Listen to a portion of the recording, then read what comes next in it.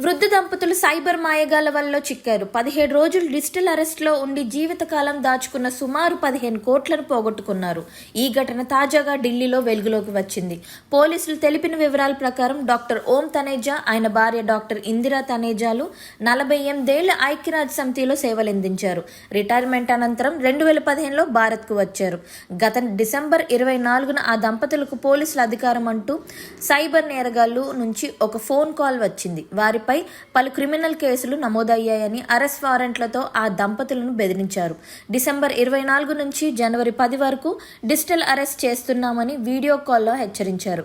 ఆ సమయంలో ఆ దంపతుల నుంచి 15.85 కోట్లను కాజేశారు.